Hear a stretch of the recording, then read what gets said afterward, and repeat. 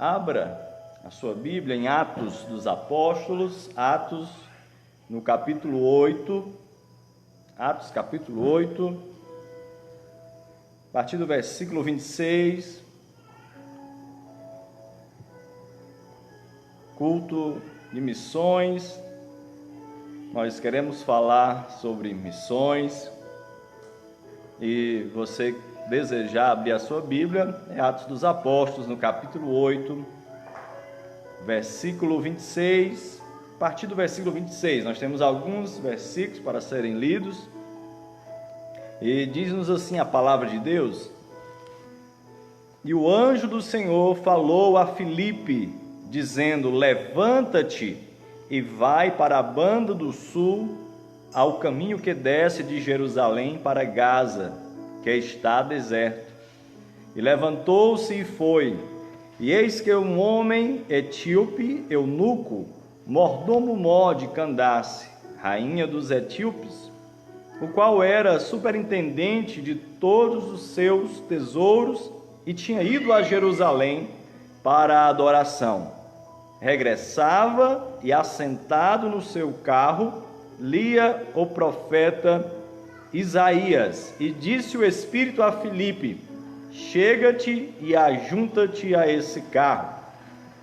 Vamos lá para o versículo 38, diz assim: E mandou parar o carro, e desceram ambos à água, tanto Filipe como o eunuco, e o batizou. E quando saíram da água, o Espírito do Senhor arrebatou a Filipe, e não viu mais o eunuco, e jubiloso continuou o seu caminho. Com alegria continuou o seu caminho. Falar de missões é falar de um propósito que está no coração do nosso Deus. E quando eu vejo aqui nas Escrituras, sempre é um tema empolgante, porque na história o nosso Deus sempre esteve interessado em missões. Deus esteve interessado em missões. E um dos motivos pelos quais, Deus estabeleceu a sua igreja na terra, sem dúvida, foi exatamente para isso, para fazer missões. Mateus 24, no versículo 14, diz assim: E este evangelho do reino será pregado em todo o mundo, em testemunho a todas as gentes, e então virá o fim. Então, a pregação do evangelho é um testemunho em que todas as nações, todas as pessoas do mundo precisam ouvir. E eu acredito em missões, porque a palavra de Deus fala sobre ela, é um desejo de Deus. A Bíblia diz que é a vontade de Deus que todo homem chegue ao conhecimento pleno da verdade, ao conhecimento da verdade de Jesus Cristo. O Evangelho são boas novas de Jesus. Essa é a boa notícia. O Evangelho são boas novas, a boa notícia de que Cristo morreu pelos pecadores, sendo Ele puro, limpo, santo, morreu por pessoas sujas, imundas pelo pecado. E Cristo purifica todo aquele que crê e recebe Cristo como seu único Senhor e Salvador. E esse assunto é muito lindo você estudar nas Escrituras a respeito dele. Então eu acredito, quando nós falamos em missões, eu acredito em um avivamento que vai impulsionar a igreja, vai impulsionar a igreja verdadeira. Quando eu falo igreja verdadeira, são pessoas, e essas pessoas estão dentro das igrejas, não é uma igreja específica, mas são pessoas compradas, lavadas no sangue de Jesus, que seguem a Jesus, e esta igreja, ela vai realizar a vontade de Deus, aqui na terra.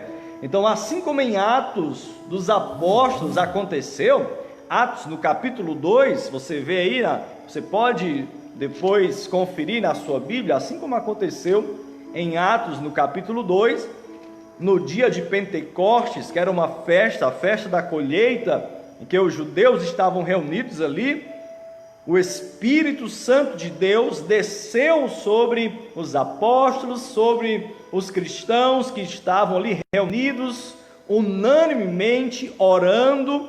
Os irmãos estavam buscando, esperando a promessa que Jesus havia feito a eles, que eles não saíssem de Jerusalém até que do alto eles fossem revestidos de poder. E este poder tinha um objetivo, ele tinha uma direção, eles tinham uma direção que o Senhor falou em Atos capítulo 1, versículo 8, dizendo: recebereis poder, eles recebereis poder ao descer sobre vós o Espírito Santo, que há de vir sobre vocês, para que vocês sejam minhas testemunhas, Jesus falou, para que fossem testemunhas dele, tanto em Jerusalém, como em toda a Judéia e Samaria e até os confins da terra. Então esta mensagem, esta pregação, que começaria em Jerusalém, ela iria continuar a alcançar aos arredores, até alcançar o mundo inteiro. Este é o objetivo de Deus, não apenas era no passado, mas é ainda o objetivo, alcançar toda a terra com esta mensagem. Como eu falei, no capítulo 2, eles estão recebendo esta promessa que Jesus fez, e os seus discípulos, não só os apóstolos, porque nós que seguimos a Jesus somos chamados de discípulos também. Então os discípulos estavam ali junto com os apóstolos, que oravam, esperavam a descida do Espírito Santo, e quando o Espírito Santo desceu sobre eles, a Bíblia diz que eles começaram a falar em outras línguas, conforme o Espírito Santo concedia a eles que falassem, e as pessoas que estavam visitando ali na festa, pessoas de outros países, começaram a ouvir que eles estavam enaltecendo a Deus, glorificando a Deus na sua língua materna. Eles, olha, esse pessoal aí parece pessoas tão simples, são pessoas simples, judeus simples, e eu escuto eles falando em nossa língua, nós somos visitantes, eles estão falando em nossa língua as grandezas de Deus. Então Pedro, quando se levanta, ele começa a pregar o Evangelho. Aí começa, o próprio Pedro começa a dizer que o que estava acontecendo ali naquele momento era o que o profeta Joel havia predito há muito tempo atrás, acerca da descida do Espírito Santo nos últimos dias. Então Pedro começa a pregar, e nesse discurso ele diz que assim como o profeta Joel falou, lá no versículo 17 do capítulo 2, ele diz: e nos últimos dias acontecerá, diz Deus, que do meu Espírito derramarei sobre toda a carne, e os vossos filhos e vossas filhas profetizarão, os vossos jovens terão sonhos, os vossos velhos sonharão sonhos, e também do meu Espírito derramarei sobre os meus servos e minhas servas naqueles dias, e profetizarão. Então ele está dizendo, e nós podemos entender desses últimos dias, que desde aquela época em que Pedro estava pregando, ele diz, olha, começou a se cumprir, são os últimos dias. A partir daquele momento, nós estamos vivendo os últimos dias. Não podemos saber qual é o momento, não podemos saber qual é a hora em que vai se findar as coisas, em que Cristo vem para buscar a sua igreja, mas ele diz, começou agora. Nós estamos nesse tempo em que o Espírito Santo, nós podemos recebê-lo e sermos guiados por ele, orientados por ele. Então é este o tempo que nós estamos vivendo. E Pedro, com toda a ousadia, está pregando, porque eles receberam a promessa que Jesus havia dito. Então, naquele tempo, nesse espaço de tempo, vários avivamentos aconteceram. A igreja do início, essa de Atos dos Apóstolos, era uma igreja cheia do poder de Deus, e o objetivo final dessa manifestação de Deus, dos milagres, das curas que aconteceram, a pregação, o fim seria a conversão de pessoas. Pessoas que iriam conhecer a Cristo, andar com Cristo, ser justificadas por Cristo e ter esse mesmo Espírito que desce no dia de Pentecostes habitando a vida dessas pessoas. Então esse era o objetivo, e isso é missões, isso tem a ver com missões.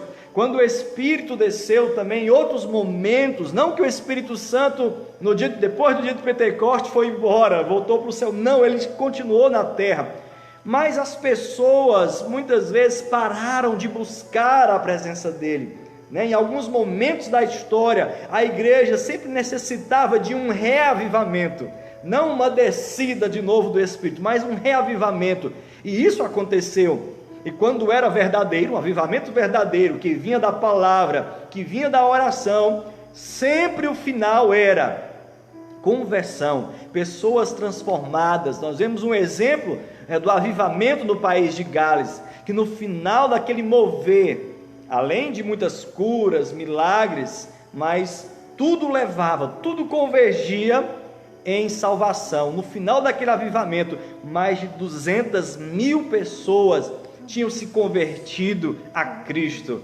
começaram a andar com Jesus Cristo. Então nós cremos sim num avivamento, em que nos últimos dias em que já estamos vivendo, o Senhor vai derramar, e quanto mais se aproxima o dia realmente que Cristo vem buscar a sua igreja, estabelecer o seu reino aqui na terra, Ele deixou para que a igreja, que somos nós, o povo de Deus, Ele deixou em nossas mãos uma missão de pregar o Evangelho. Nós não vamos nesse momento dominar o mundo. A igreja, o propósito da igreja não é dominar o mundo político, não que a igreja não possa estar no mundo político, não que a igreja não possa ter, né? É bom quando nós temos representantes, mas o principal objetivo da igreja não é dominar o mundo de forma política, mas sim levar a mensagem e ser semelhante a Cristo, sofrer por Cristo, porque nesse mundo nós teremos aflições. Então a igreja nesse momento, o reino de Deus já está sim sobre nós, não de maneira física, porque o próprio Jesus é quem virá para estabelecer o seu reino. Por enquanto a sua igreja está aqui, assim como seus discípulos, seus apóstolos pregaram o Evangelho, sofreram por isso, também foram abençoados por isso, foram curados também por isso, famílias foram perseguidas, famílias também foram salvas, libertas, andaram com Jesus a vida inteira, também foram livradas pelo Senhor. Nós também nesse tempo possamos pregar o Evangelho, alguns sofrerão por isso, muitos serão muito abençoados por isso, e nós estamos aqui para sermos exemplos de Cristo, como Paulo diz: sejam meus imitadores como eu sou de Cristo. Então, os resultados desta vida com Deus sempre tem a ver com missões, sempre tem a ver com o propósito de Deus para a humanidade. Existe um propósito de Deus desde o passado, nesse momento presente, e um propósito que Ele revela na sua palavra, o futuro, como é da sua vontade que aconteça. Isso vai acontecer, É importante nós lembrarmos, né, que ninguém será inocente ao chegar à presença de Deus. Nós lemos o texto, eu li o texto em Mateus capítulo 24, versículo 14, em que ele diz que este evangelho do reino será pregado em todo o mundo, em testemunho a quem? A todas as pessoas, ou a todas as gentes. Então virá o fim, o texto está falando sobre isso. É importante nós lembrarmos que ninguém será isento da responsabilidade,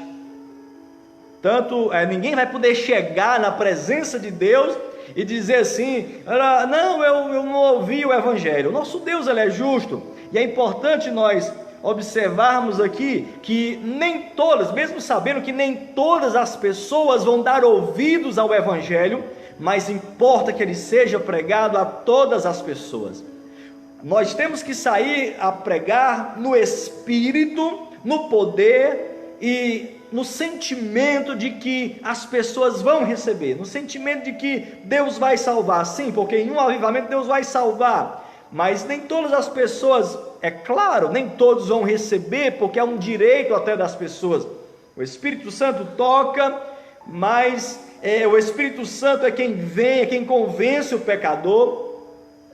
E nós sabemos que nesse plantio da palavra, as sementes caem em muitas terras, caem em terra boa, mas também caem em pedregais, né? Caem entre espinhos, caem aonde as aves de rapina vão roubar a semente, mas isso não cabe a nós julgar, seja quem for a pessoa que ouviu o Evangelho. Nós precisamos pregar, discipular, ensinar a palavra de Deus.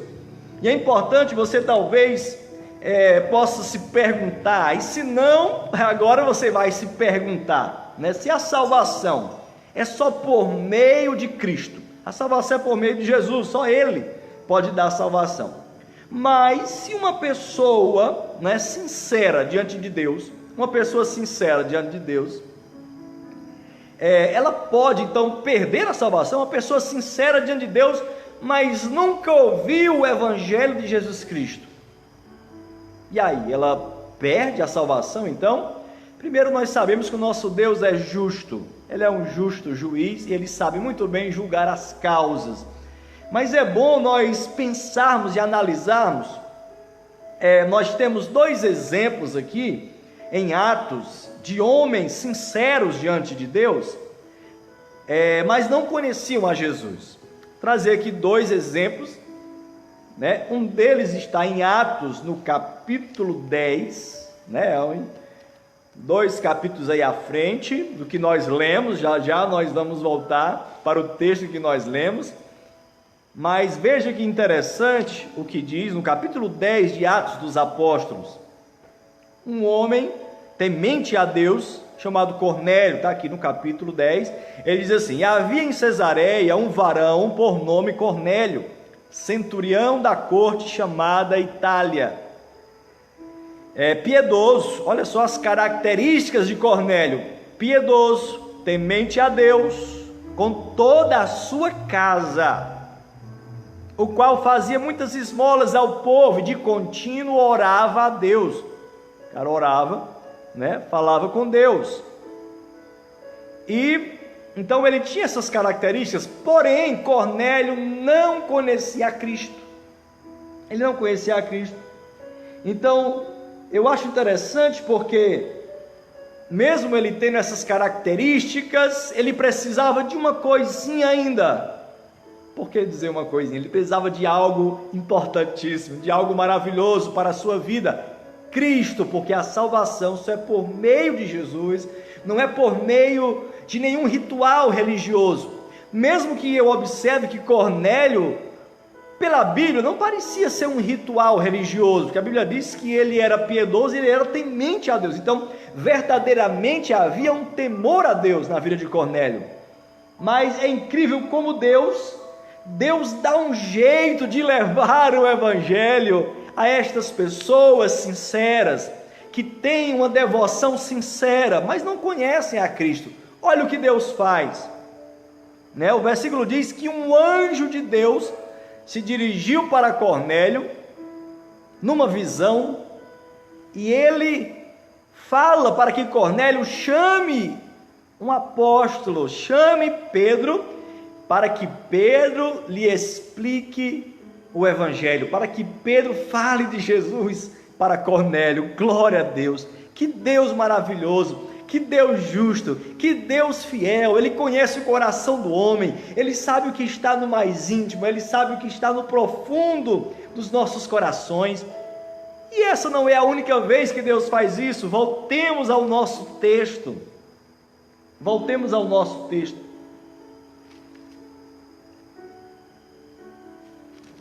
Atos, capítulo 8, versículo 26.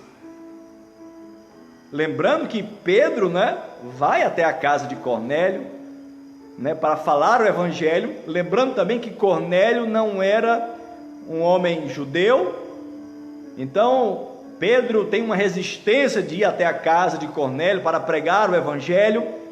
Eles tiveram esse pequeno problema no início da pregação do evangelho, achando que o evangelho seria tão somente para os judeus, né? E agora o Senhor está abrindo o entendimento do apóstolo Pedro para que ele pregue o evangelho para todas as pessoas, para aqueles que não eram judeus, que eram chamados gentios, povos gentios. E ele então leva o evangelho, e este homem é batizado e cheio do Espírito Santo também. E aqui nós vemos Filipe, agora nós chegamos no nosso texto, né? Filipe, aqui no capítulo 8, versículo 26, o anjo do Senhor fala a Filipe, dizendo para ele se levantar, para ele ir, vai para a banda do sul, ao caminho que desce de Jerusalém para Gaza, que está deserto.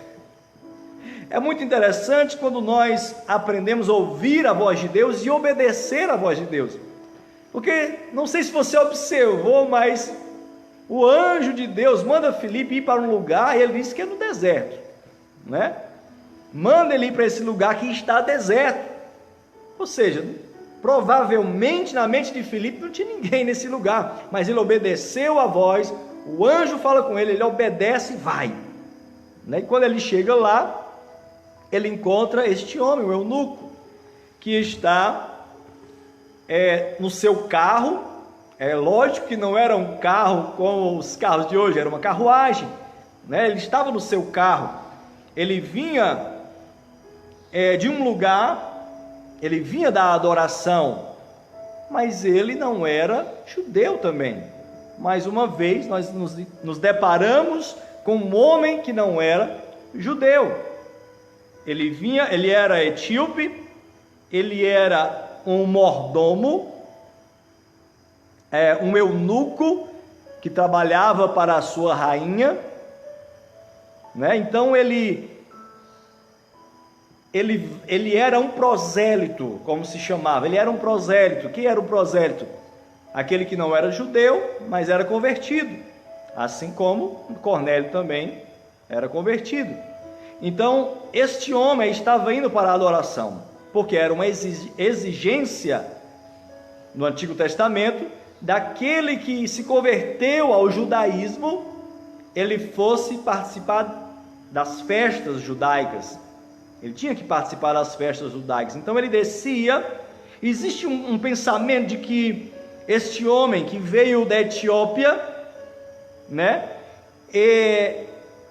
Por que ele vinha adorar a Deus? Como é que ele se converteu? Como ele ouviu?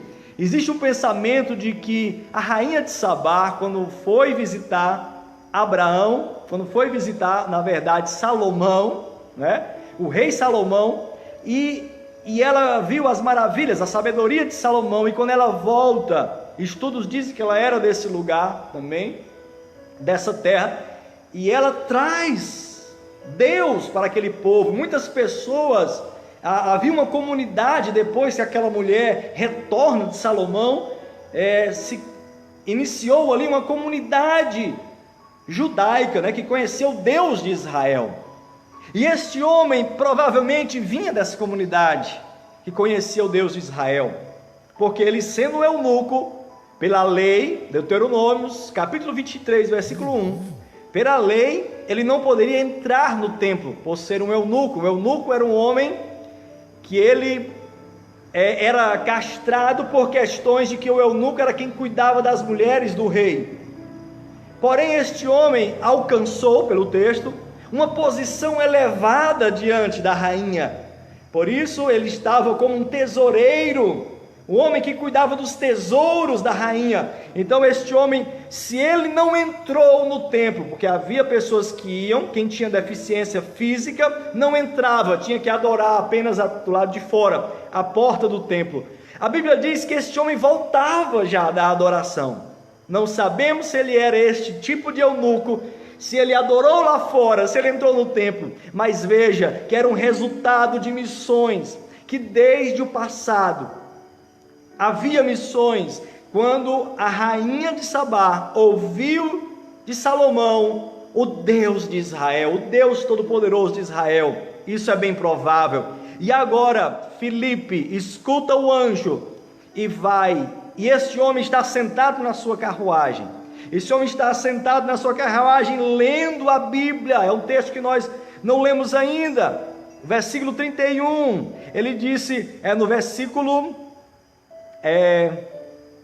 29, do versículo 29, disse o Espírito a Filipe. Agora o Espírito Santo que está em Filipe diz a ele: chega-te e ajunta-te a este carro. E correndo Filipe ouviu que lia o profeta Isaías e disse: entendes tu o que lês? Ele estava lendo a Bíblia.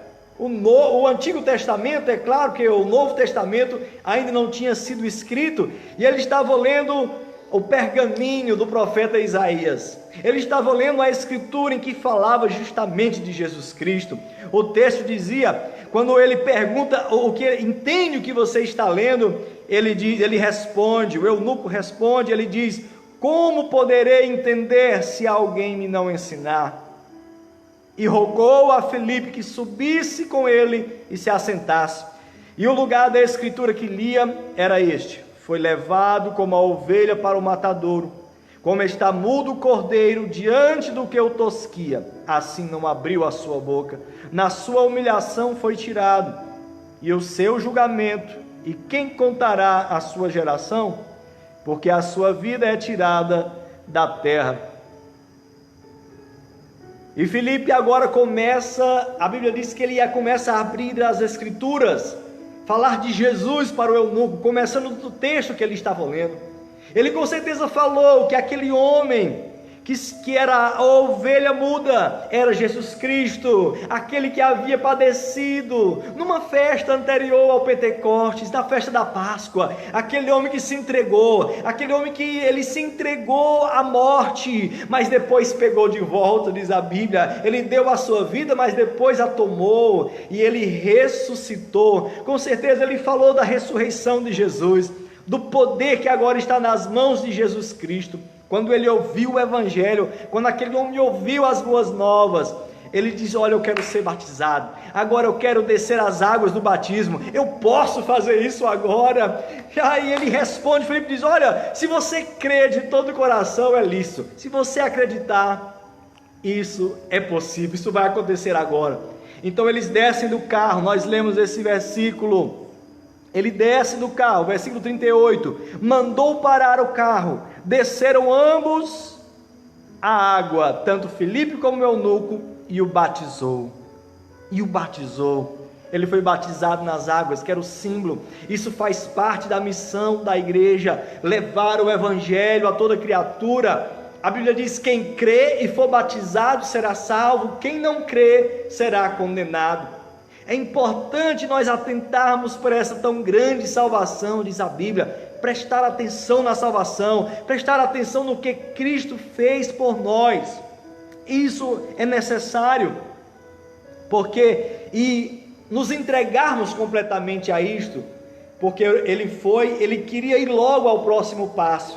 Depois de crer em Jesus, a recomendação bíblica é ser batizado, descer as águas do batismo, proclamando a fé em Jesus, proclamando a fé em Jesus Cristo, dizendo para o mundo: a minha vida velha, o meu velho homem foi sepultado e agora foi ressuscitado.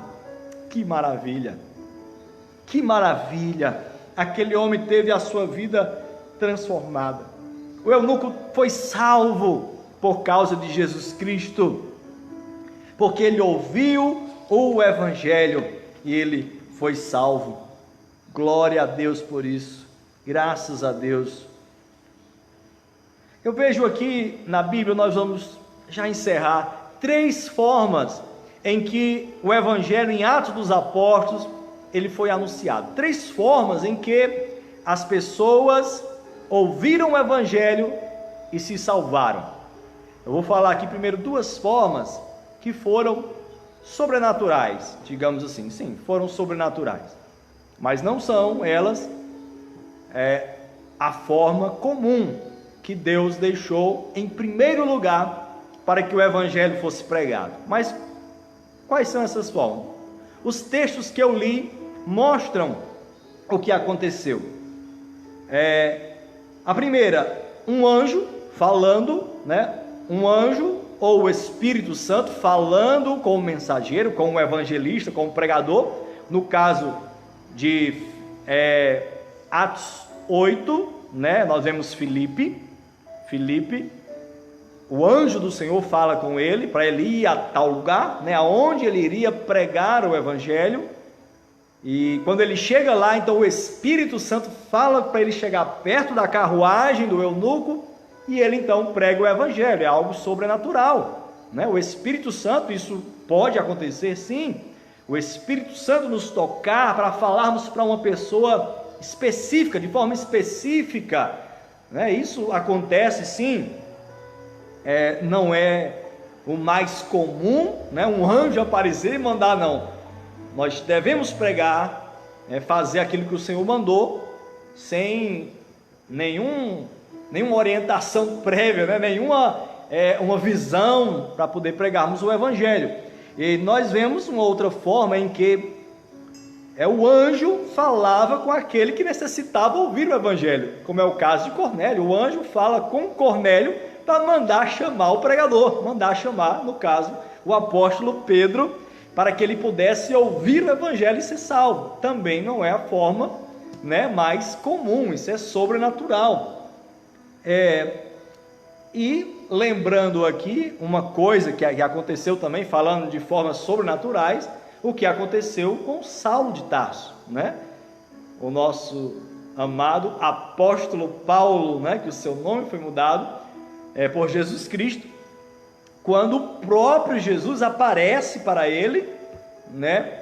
Aparece para ele numa missão específica para Paulo, para ser apóstolo, para sofrer pelo evangelho e para pregar. E hoje é conhecido como, né, o apóstolo que mais trabalhou, né, e o apóstolo dos gentios. Os gentios são aqueles que não eram judeus, ou seja, Paulo foi aquele que mais pregou para aqueles que não eram judeus.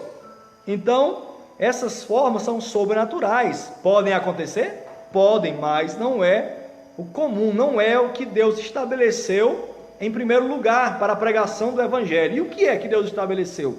A pregação direta de uma pessoa, um ser humano para outro ser humano, pregando o evangelho, um seguidor de Jesus, falando, né?